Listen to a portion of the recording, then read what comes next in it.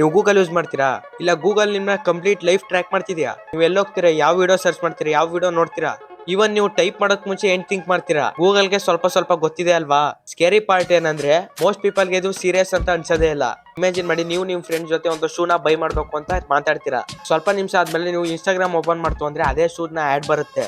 ನೀವೊಂದು ಪ್ಲೇಸ್ಗೆ ಹೋಗ್ತೀರಾ, next day Google already how is this place ಅಂತ ಮ್ಯಾಪ್ ಕೇಳುತ್ತೆ ನಿಮ್ನ. ಆಗ ಡೌಟ್ ಬರಲ್ವಾ ಬ್ರೋ, ಗೂಗಲ್ ಆಕ್ಚುಲಿ ಎಷ್ಟು ಇನ್ಫಾರ್ಮೇಶನ್ ಕಲೆಕ್ಟ್ ಮಾಡ್ತಾ ಇದೆ ನಿಮ್ಮ ಹತ್ರ ಅಂತ? ನಿಜವಾಗ್ಲೂ ಹೇಳ್ಬೇಕು ಅಂದ್ರೆ ತುಂಬಾ ಜನ ಥಿಂಕ್ ಮಾಡ್ತಾರೆ, ನಾನು ನಾರ್ಮಲ್ ಯೂಸರ್ ಬ್ರೋ, ನನ್ನ ಹತ್ರ ಸೀಕ್ರೆಟ್ ಏನಿದೆ. ಆದ್ರೆ ರಿಯಾಲಿಟಿ ಡಿಫ್ರೆಂಟ್ ಇದೆ. ಡಾಟಾ ಅಂದ್ರೆ ಇವತ್ತು ಮನಿ.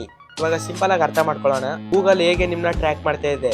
Number 1, location tracking. ನೀವು ಗೂಗಲ್ಗೆ ಲೊಕೇಶನ್ ಪರ್ಮಿಷನ್ ಕೊಟ್ರೆ ಗೂಗಲ್ ನಿಮ್ಮ ಮೂವ್ಮೆಂಟ್ಸ್ ನ ಟ್ರ್ಯಾಕ್ ಮಾಡ್ಬೋದು ಮತ್ತೆ ಸೇವ್ ಮಾಡ್ಬೋದು. ನೀವು ಎಲ್ಲಿಗೆ ಹೋಗ್ತೀರಾ, ಎಷ್ಟು ಟೈಮ್ ಸ್ಪೆಂಡ್ ಮಾಡ್ತೀರಾ, ಡೈಲಿ ರೋಟೀನ್ ಇದೆ ಎಲ್ಲಾನು ಕ್ಯಾಚ್ ಮಾಡುತ್ತೆ ಅದು. ಎಲ್ಲಾ ಟೈಮ್ ಲೈನ್ ನ ಕ್ರಿಯೇಟ್ ಮಾಡುತ್ತೆ ಅದು. ಗೂಗಲ್ ಮ್ಯಾಪ್ ನ ಓಪನ್ ಮಾಡಿದಾಗ sometimes you visited this place ಅಂತ ಬರುತ್ತೆ ಅಲ್ವಾ, ಅದೇ ಟ್ರ್ಯಾಕಿಂಗ್. Number 2, search history.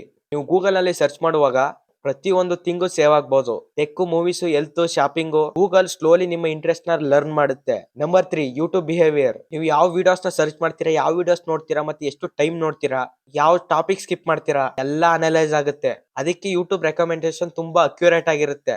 ಮತ್ತೆ 4ನೇದು, ಆಡ್ಸ್ ಪರ್ಸನಲೈಸೇಷನ್. ಗೂಗಲ್ಗೆ ನಿಮ್ಮ ಇಂಟ್ರೆಸ್ಟ್ ಗೊತ್ತಾದ್ರೆ ಆಡ್ಸ್ ಟಾರ್ಗೆಟ್ ಆಗುತ್ತೆ.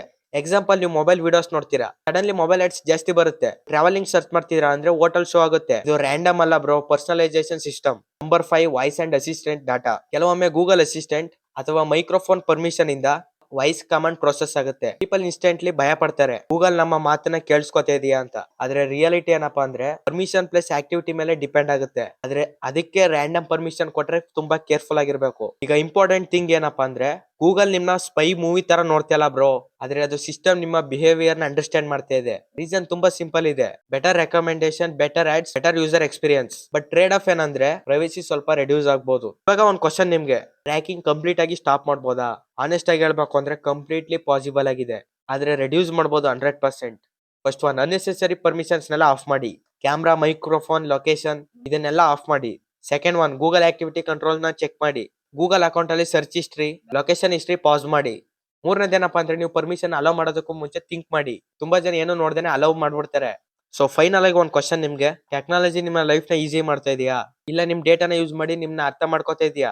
ಒಂದ್ ಥಿಂಗ್ ಕ್ಲಿಯರ್ ಆಗಿ ಕೇಳಿಸ್ಕೊಳ್ಳಿ bro, free apps actually free ಅಲ್ಲ. ನೀವು ಮನಿ ಪೇ ಮಾಡಲ್ಲ, ಆದ್ರೆ ಡಾಟಾ ಪೇ ಮಾಡ್ತೀರಾ. ನಿಮ್ಗೆ ಇದೇ ರೀತಿ real truth and tech videos ಬೇಕು ಅಂದ್ರೆ ನನ್ನ ಚಾನಲ್ ನ ಸಬ್ಸ್ಕ್ರೈಬ್ ಮಾಡ್ಕೊಳ್ಳಿ. ಪಕ್ಕದಲ್ಲಿರೋ ಬೆಲ್ ಐಕಾನ್ ಆಲ್ ಅಲ್ಲಿ ಸೆಟ್ ಮಾಡ್ಕೊಳ್ಳಿ. ಮತ್ತೆ ಲೈಕ್ ಅಂತ ಒಂದು ಆಪ್ಷನ್ ಇರುತ್ತೆ, ಅದನ್ನ ಕ್ಲಿಕ್ ಮಾಡಿ.